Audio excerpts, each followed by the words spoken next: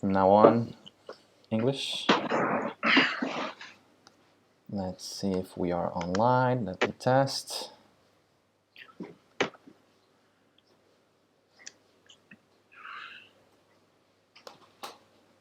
¿Estás online ya? Yes, In we are theory, online. we are. Okay. Can you see me?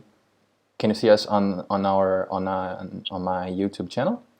Yes. Yes? Yes. I'm Okay. at the channel, Okay. and I'm seeing you. I'm seeing me. I'm seeing the two people that are watching. That probably is you and I. Eh? Yeah. That's perfect. And the video is running smooth, or is it skipping too much? I think it's late. It's late. It's some seconds late. Yeah, And I'm but seeing skipping? you. I'm seeing me. I'm seeing Or the fluid? two. But yeah, I think it's working well. It's working fast. It's not stopping. Okay, great.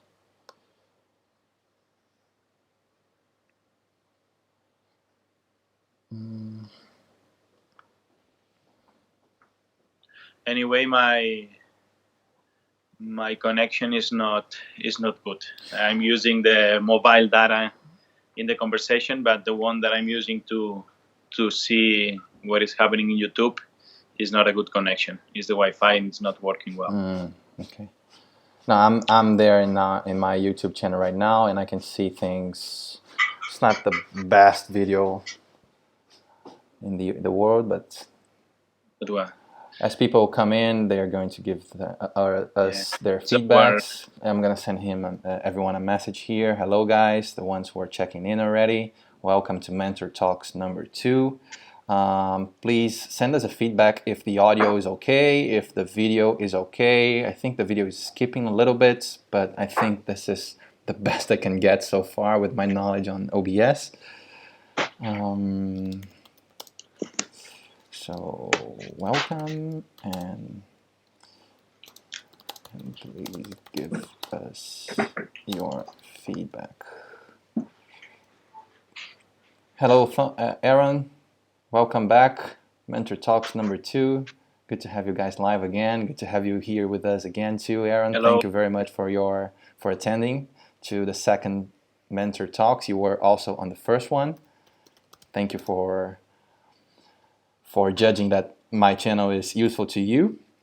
Welcome, and please give us your feedback about audio and image. Aaron, if you can give us your feedback about the audio and the image. Can you see us well? Can you hear us well? Jordi, can you say something? Yes, I can say what you need that I say. So please, guys. Of course. Nassif Hey, Fran here is too. also here. Nassif too. Hello. Fran.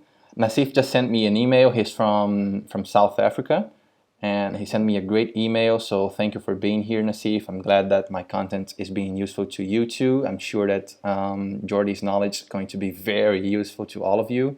Thanks for hosting this talk. The video and audio on my side is great. Looking forward for the discussion. Great. Awesome. Sure, I will do that. Great, Aaron. Hello, Fran.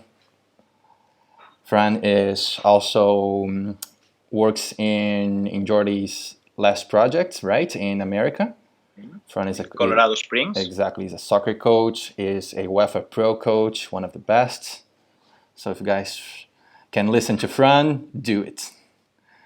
Evening, guys. He has also trained players that nowadays are professionals. Exactly. And he also was under, let's say, the orders or under the knowledge of Modesto. Your mentor. That is my mentor. Exactly. So a good school of mentors here. Sean here also says hello to us. Good evening from South Africa. Hello, Sean. Welcome to our conversation. Thank you for being here. We have 9 people by now, and it's 7:03 here. So I think we can jump in the conversation, and people will catch up. Dimitri, Aaron said that the audio and video are getting stuck sometimes every 15 seconds. I can see that message. Maybe because it's the last one that arrived. Yeah, I can see. Oh, I can see it now. Yeah. The audio and video are getting stuck at sometimes, like once in every 15 seconds. I see, Aaron. But the rest of it is fluid, right? So it's better than last time, is it? Because I'm trying to improve. Step by step, I'm gonna do it great sometime. So let's wait for Aaron's feedback here about the video. And let me catch up here with something happened here. Oh, because OBS just sent me a message of an update. Great, my streaming software is wanting to update right now. He had the entire day to do so, and he wants to do that when I'm using it. Great, thank you very much, OBS. Okay, guys. So let's start here. So first, Jordi, thank you very much for being here with me today again. For those who don't know, first I advise you to, after this video, catch up with Mentor Talks #1, where I introduced Jordi in depth, and Jordi introduced himself in depth, so you can know his background and my background. It's all explained there. But quickly again, Jordi is my mentor. I met Jordi when he was one of the instructors coming from FC Barcelona to Brazil to instruct coaches about the FC Barcelona philosophy. So Jordi was my mentor from step 1, from when I was beginning to learn about soccer, and he will be my mentor until step 100 or whatever. And so it's basically that. After that, Jordi was responsible for being the technical director for the Barca Academy in Rio, at the time called FCB Scola. Then he built his own project in the US, a big soccer academy in Denver that spread to other 5 states, or 4 states, rather than Colorado itself. And Jordi is now dedicating his time to build content that will be useful for parents and for players seeking to reach professionalism, right, Jordi? And you are also writing a book on that. So, Jordi, please introduce yourself if you want to change anything I said quickly or add to whatever I said. And please introduce us to what you're thinking on your book. What is your goal right now in your career? Why are you driving yourself to that approach of the game? Okay, well, thank you. Thank you so much for inviting me again. It's a pleasure being here with the people that is listening us. I remember the other day Aaron, I think Sean, Nasif. I think it's good to be with you again. It means that you guys are enjoying with what Dimitri is doing, and it also makes me feel good, of course, to see that what he's doing is succeeding. As Dimitri is saying, I decided to start to go deeper into what I've been doing all my life. That is helping people, especially players and parents. I think that my knowledge or my experience helps me to have a global perspective of what is the path for a player or to arrive to professionalism. I've been deep inside the initial stages. I've been deep inside medium and final stages with different approaches, and it makes that I have a whole picture of what a player needs to succeed. All this experience has not just been in Spain. It's been in Spain, it's been in Brazil, it's been in United States, it's been in Croatia and in Slovenia last year and a half. And at the end, all the players have common things.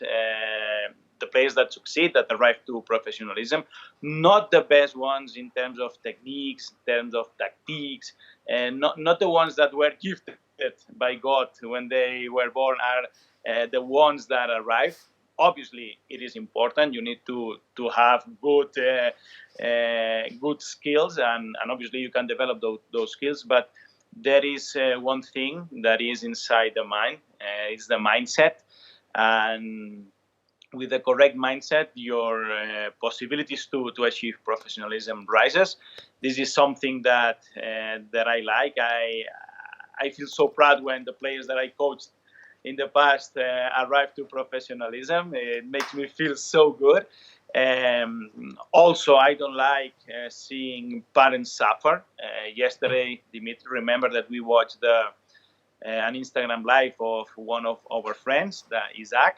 Isaac is the methodology director of on FC Barcelona Academy in the club, and he said that one of the things that the families of the most of the players that have arrived to professionalism, players that he coached in the past, are that they are more open, that they things are not like this, like this, like this. Things are depending how you approach them, are in one way, are in another, and to be calm in this process is something that I think that helps to be happy during all the path and also to achieve the goal that you want. And I think that this is something good, something that I've always done, I've always enjoyed, and now it's something that I'm starting doing. In fact, I started this last year when I was in Slovenia with some players that I helped to arrive to professionalism there. Others that I helped to have the opportunities. They had good luck, they had bad luck, but I think that is something that I want to do in the future, and that's why I'm starting to do it now. Great. Can you introduce people to your book a little bit about maybe when you're going to release your book, or where they could buy it, or what the message you're trying to give with your book? Okay, yeah, I think that the thing that I can explain now is the message, because I have already finished the first writing. No, I finished. Now I'm correcting, and obviously it's my first book, so I don't know how it is going to be sold. The promotion channels. This is something that I'm studying. But what I can explain is what I've tried to pass to the people that reads that book in the future. It is a story of two players, one that is really gifted in terms of talent, a second player that is not as gifted, obviously has good things, but is not as gifted as the first. But the first arrives to professionalism, but doesn't develop or doesn't have a really, really, really successful career. And the second one arrives later, much later, many years later, but has a very successful career. It is a story based on real events. There are some things of my life as player when I was young, some episodes that I think that are important that any player could fall in, no, fall in, or could life this Could go kind through of, that, yeah. okay. Well, and then the two players are real ones, are players that I helped last year to go to professionalism.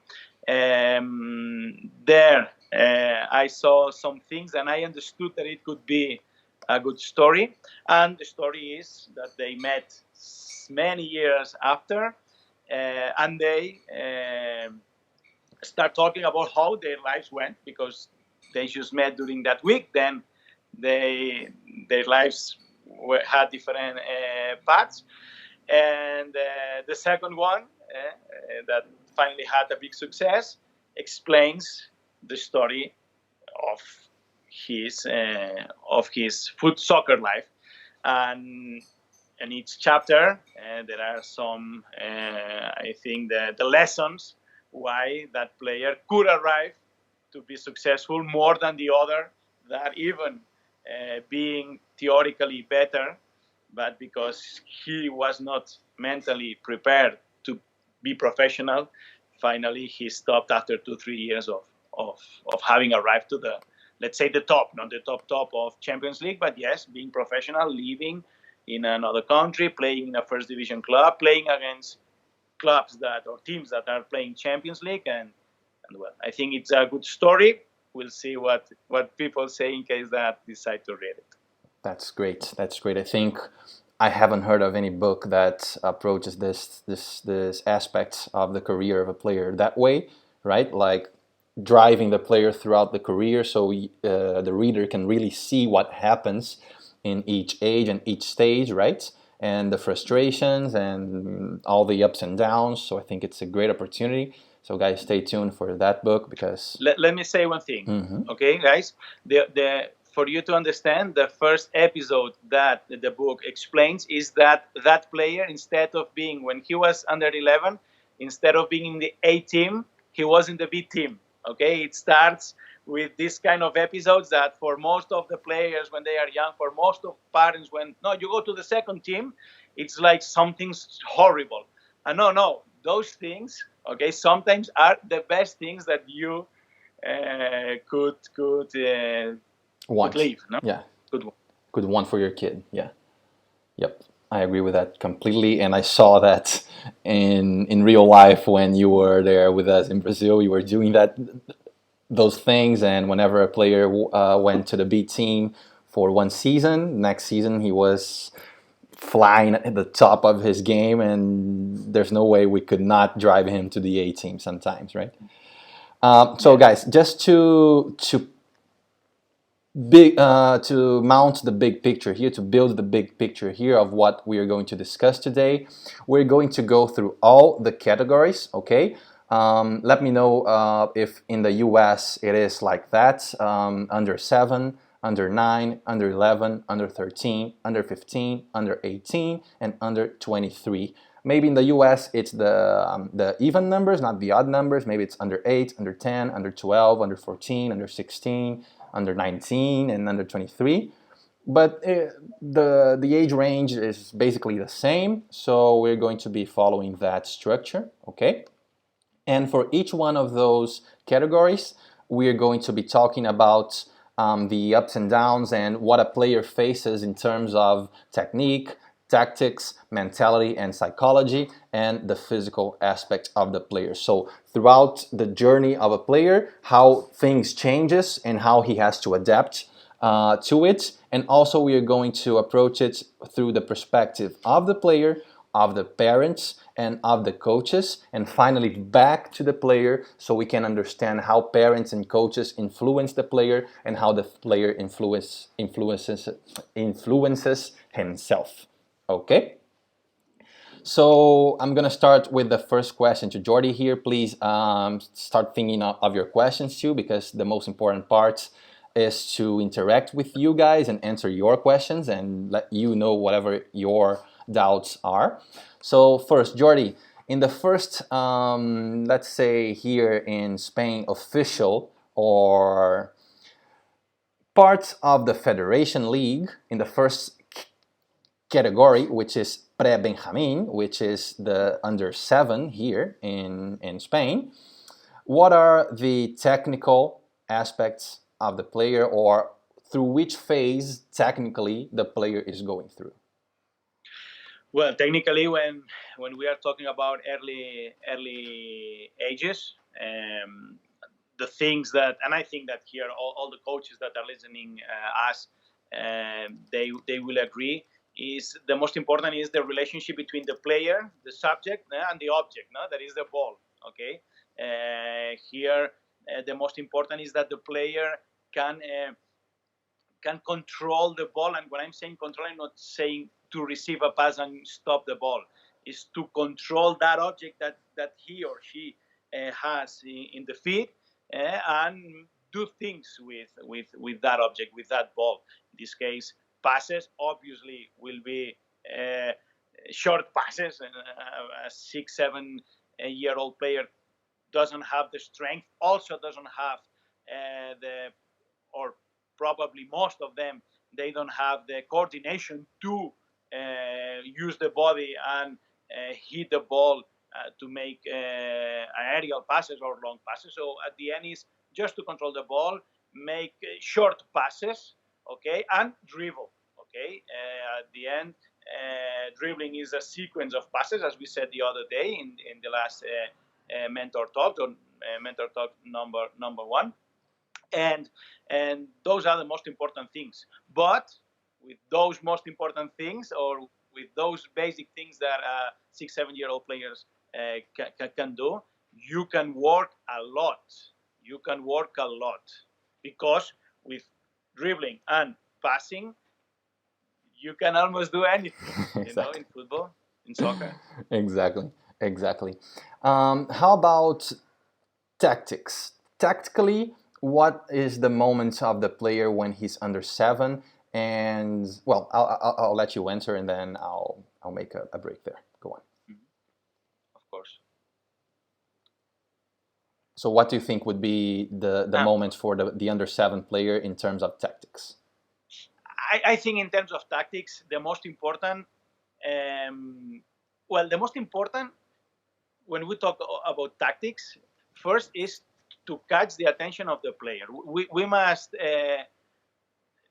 be sure that the player, that kid, that boy, that probably when he or she arrives to the practice, the first practices of the session of the season, won't be focused, because it's a kid so young, and is dispersed, is not and focusing in just one thing. The most important is to catch the attention of that player.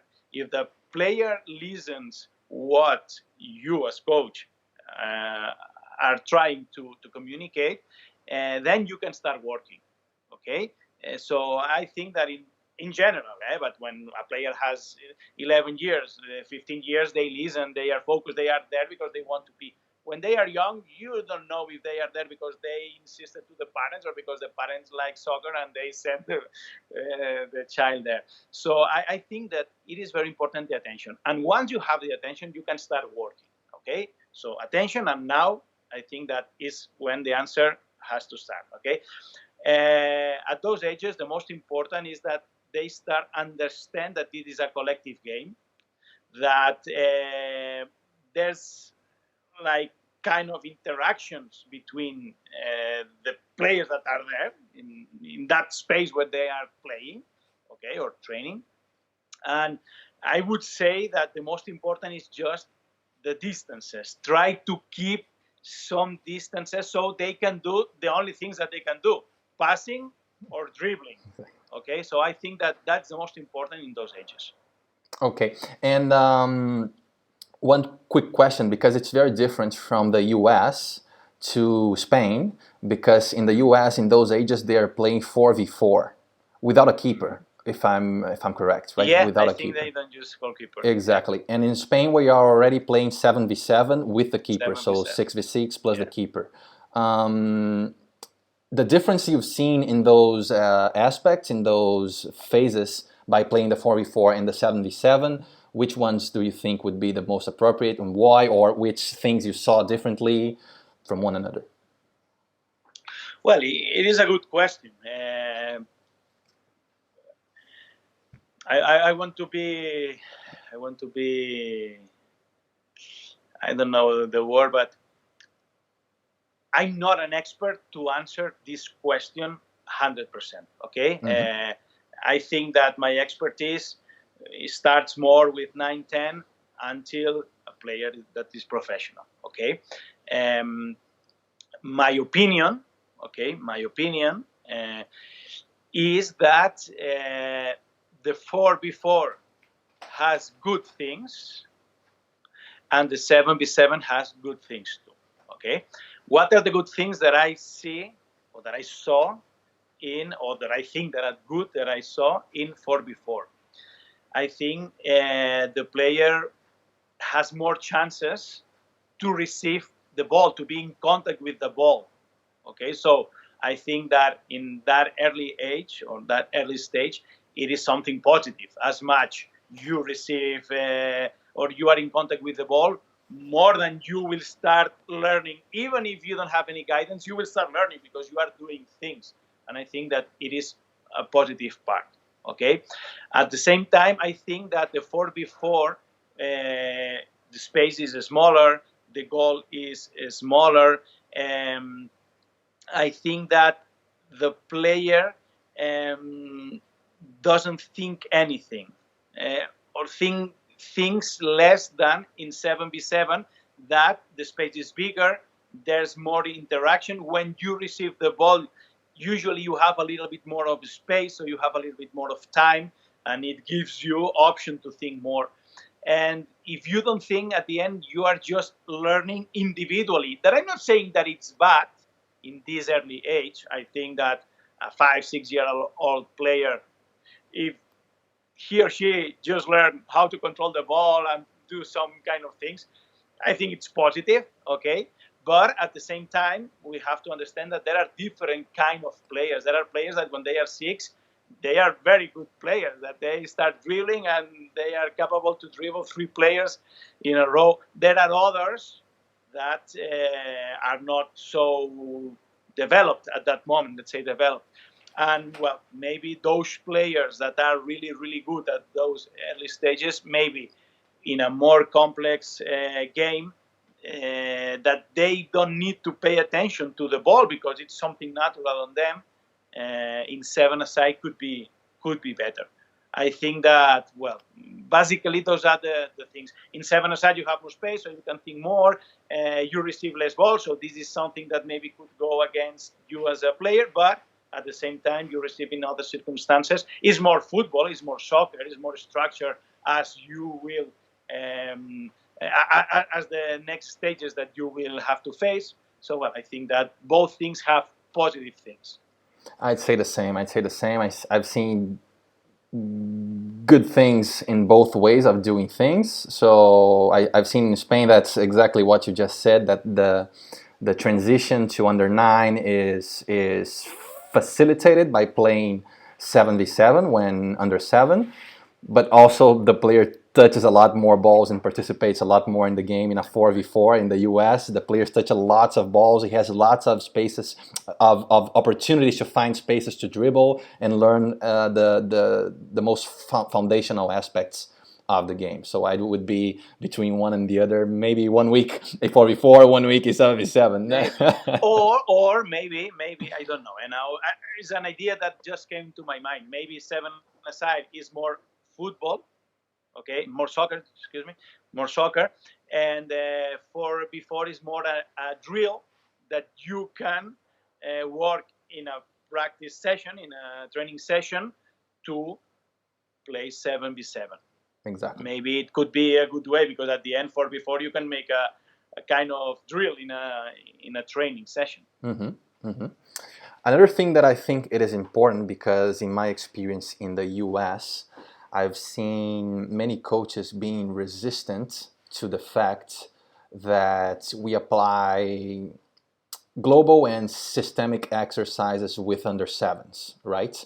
And we were talking about this those days, and we both agree, right, that we use the same drills as I use with under 18s or professional players.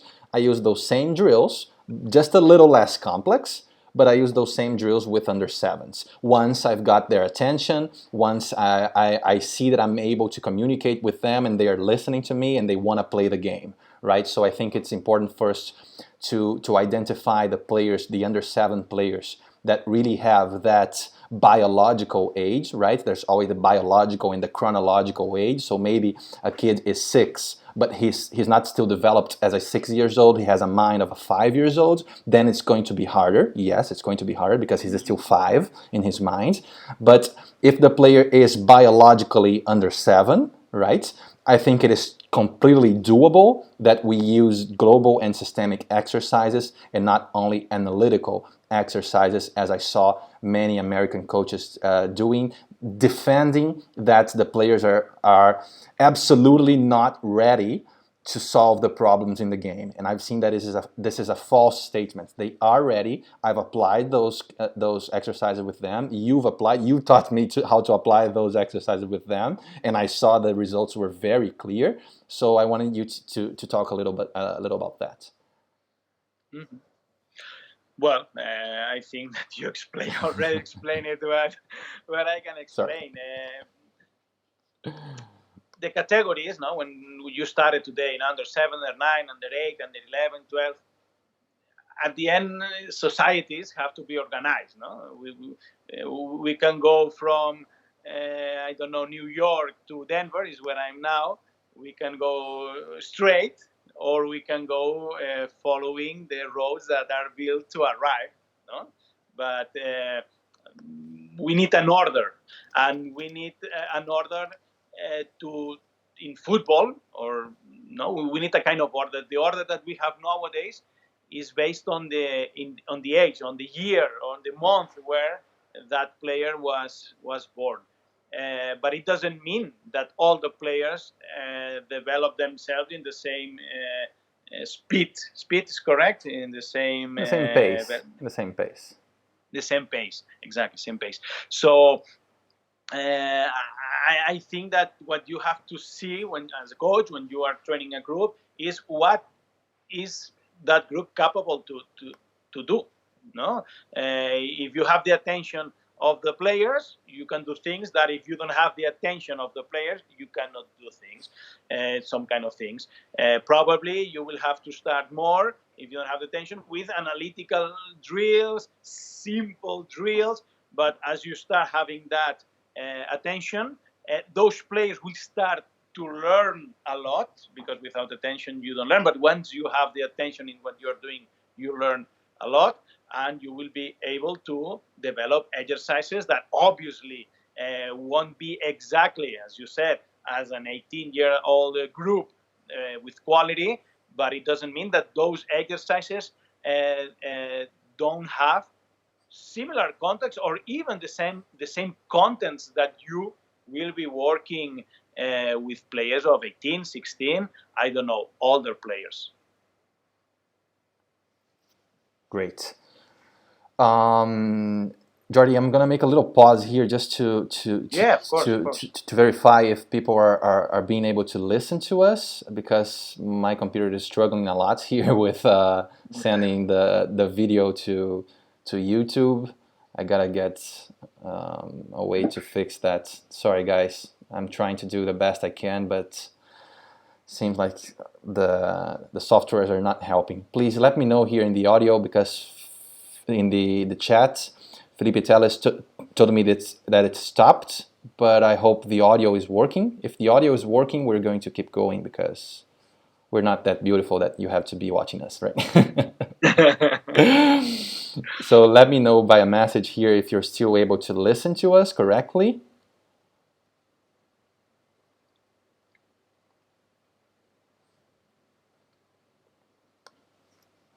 Muhammad told me that it's lagging after some time. I don't know why. Maybe I have to listen again, but audio quality is a lot better than the first mentor talk. So if the audio quality is better, I think everyone can listen to me, right? Guys, you're being able to listen to me. Please send me a message.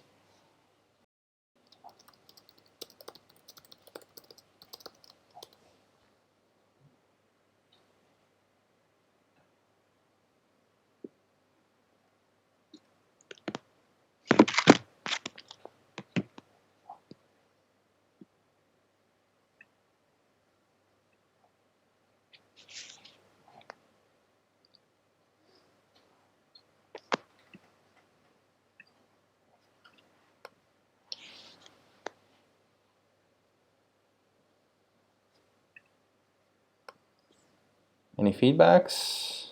Nobody's answering to us. Maybe they're not listening. I don't know. I see that there are 11 people watching, so 12 now. So probably they are being able to see us, and if not, they are listening. So I Can think you see my message on the chat? Or you are starting. No? I think people understands that things are not perfect at this point. Jordi, can you see my message on the chat? My last message. I see a message. Your last message, the last message that I received was Muhammad Hassan. Yes, I can listen. Friends Sports Academy. Hi. And then you asked, can you still listen to us? Okay, yeah. Yes. Yeah, I think that it is working. I think that Okay. that the problem is the image. In case that I have my image because I have the phone that is being held by my computer, and the screen is stopped, but I see the messages, and well, the sound I don't know because I have it off. Yeah. Okay, let me try here. Yes, I can listen. So Mohammed Between can one listen. and the Okay. other. No, yeah, they can still listen. So good. So let's keep going. Yeah. Okay, so this is under sevens. Oh, now about their mentality and their psychology, Jordi, in that stage of their development when they are under sevens, what are the most, let's say, things we coaches, parents, and everyone, and the player himself or herself have to be aware of things that will happen to them in the mental aspect, in the psychological aspects, challenges in that phase, or good things or bad things that will challenge them their psychology. I think that the most important is that they are happy. In general, I think that the most important always is to be happy. Okay, you can be top player with 18, being 18 near the professionalism, but if you are not happy, you cannot get the best of you. The same with a 5, 6, 7 year old player. They have to be happy. If they are happy, and in my opinion, it is linked with that they are learning. Usually players, when they learn, they are happy. Okay. And I think that it is important again that they are focused, because everything is linked. If they are focused, they can learn more and you can teach them more. If they learn more, or if they are learning, they are being happy. Here, I think that the most important thing, or the main issue, is when a player is really good at that age. Okay, because usually parents, or this is what I've seen in my experience, not all of them, of course. I'm generalizing, but there are a lot of parents that when their child is good in early stages, they start like pushing them. They start just passing the message that the important is the goals that they score, that they are always the first, and it doesn't help to those players. It makes them that they just want to, let's say,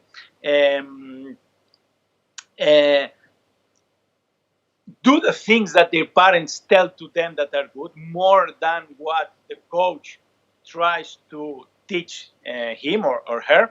And I think that this is one of the most important things. I think that here there is a big affection.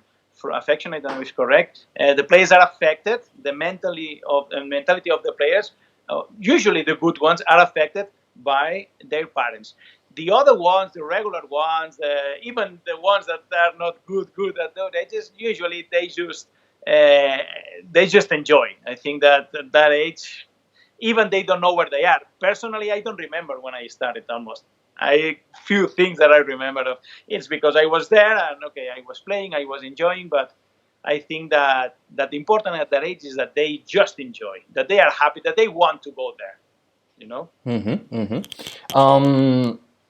I like to approach this other perspective because in my last year training under sevens here in Spain, I was training the A team from Villassar de Dal, and I had the A team have very good players in that age, and I had one player that could score goals from very far away from the goal because his shot was stronger than the others. Okay, and so I was very careful with him in terms of making him realize that first, good, this is good, okay, it's good that you have that shot, but understand that using this now as your only resource to solve games is not going to teach you to learn the game. It's not going to help you to develop in the game, because this is not real when you get to be older or adult, right? So I remember having this conversation with him, and he smiled at me, and he agreed with me, and he realized that what I was telling him was true, and that he had this power, but he had to know that he wouldn't have this power forever. So the power that he has to score goals from very far away quite easily now, right, or with more ease now, is not going to go with him throughout his career, right? Although he has the most amazing shots in every stage of his development, it's not going to be that easy to score, right? And also, goalkeepers in that age are very small, and the goal is a little bigger than them, so you can always Just score. that the ball goes up. Exactly. So I'm always careful to try to make the players aware that those advantages that they have, they will not be going with them throughout their lives, and they need to adapt to the real game, to the reality of the challenges that they are going to face when they are older, right? And it's very important that you treat that with the player with touch and with careful, because the player knows he has that quality, and it's not good for anyone to know that something you have good cannot be used, right? And it's not that message we're trying to give. It's just a message. Exactly. This is the point. This is the point. It's not the message you cannot shoot. This is not that this skill that you have is not useful. No, this is very useful, but it cannot be your only resource. Exactly. It's how you started. And I think that that's the point. Exactly. Okay? There are many coaches, no, because now you will score a lot of goals, but in 3 years you won't score any of them. So don't use. No, come on. How many players shoot from out of the box? Exactly.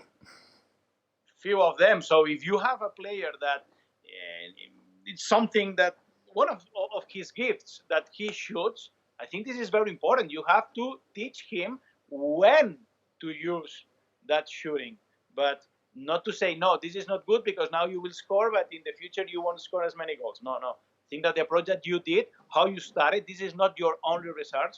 That is the point. Exactly. So I think it's very important for coaches and for parents to make that player know his qualities, admire his own qualities, be confident about his own qualities, but also be real about them, and try to bring those qualities to real situations where he can use those qualities more than just making use of unreal situations that happen when you're under 7 to just shoot a lot of balls. So me as a coach, if I see a player is just shooting a lot of balls because he scores, if he's doing that over and over again, I'm going to take him out of the game, and I'm going to talk to him. Look, this is working now. Okay, it's working. You're scoring goals, but we are trying to learn the game, and this is not going to work in the future. So try to find the best spaces so you can do that, rather than just doing that because there's no pressure from the opponent, or because you know that the opponent's not going to be able to get the ball away from you. So it's a more realistic environment, so the player's prepared mentally, because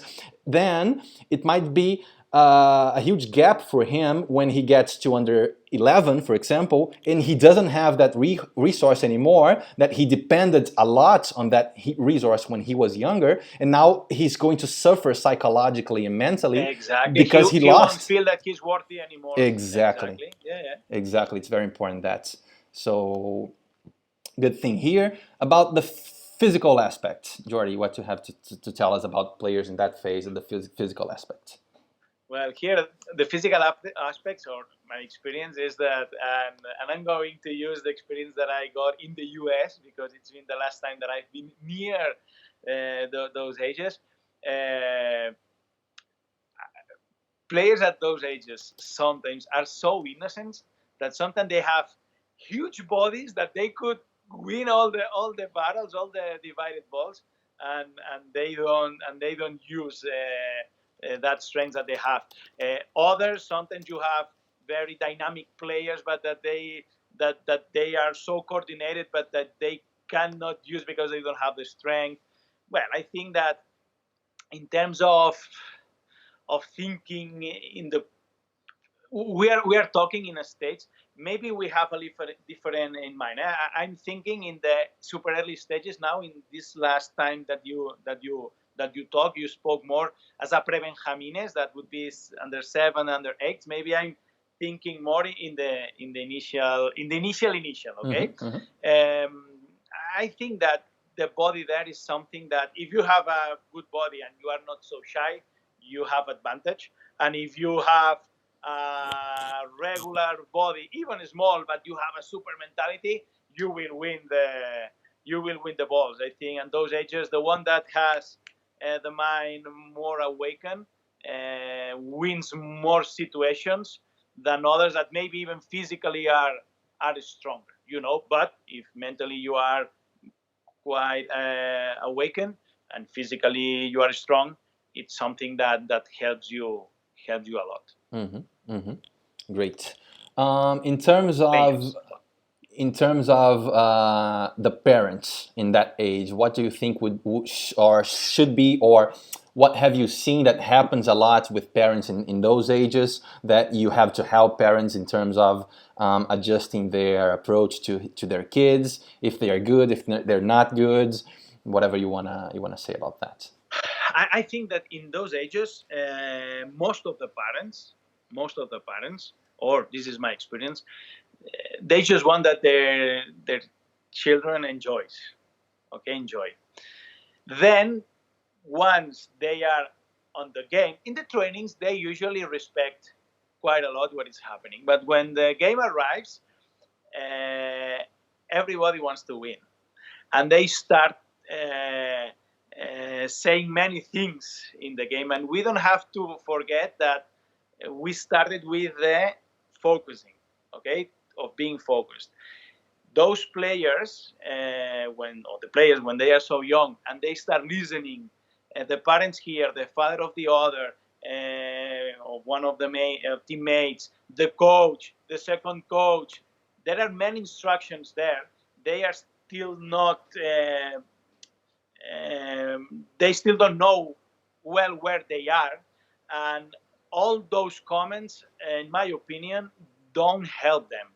Okay, I think that parents should be a little bit more relaxed on games, mostly on games. That is when they are more excited, and to leave that the instructions of the coach arrives clearly or without any interference to the players.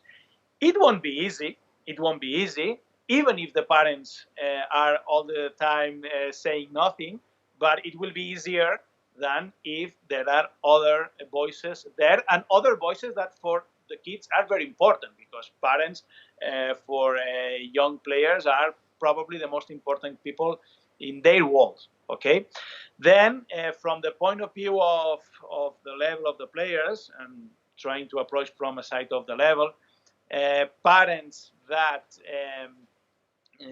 whose children are better than the average, they usually see that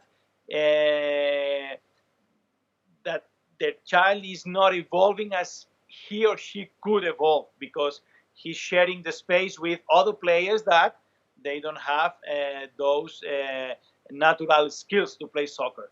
And then is when I detected that some of the parents start saying to their child, "No, you do this, do that, because if you pass the ball to, I don't know, to John, John will lose the ball, so continue." And those things, I think, that are not positive. At the same time, I agree.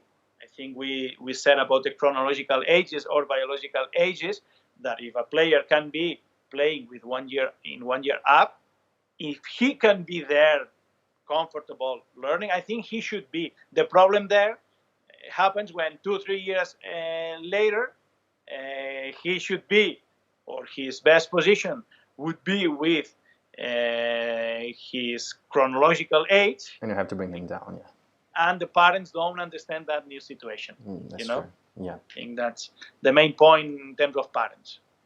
And what about parents who, for example, after a training session or before a game or after a game, they go talking to their kids on the car?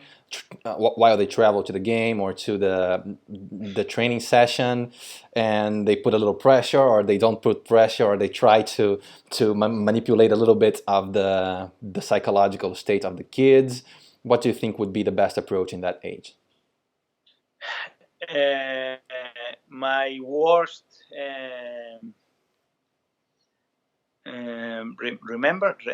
recuerdos, Memories. memories. Sorry, No my problem. worst memories as player are in the car with my father. Okay, and I love my father a lot, and I think that I know that big part of my soccer basis in terms of theory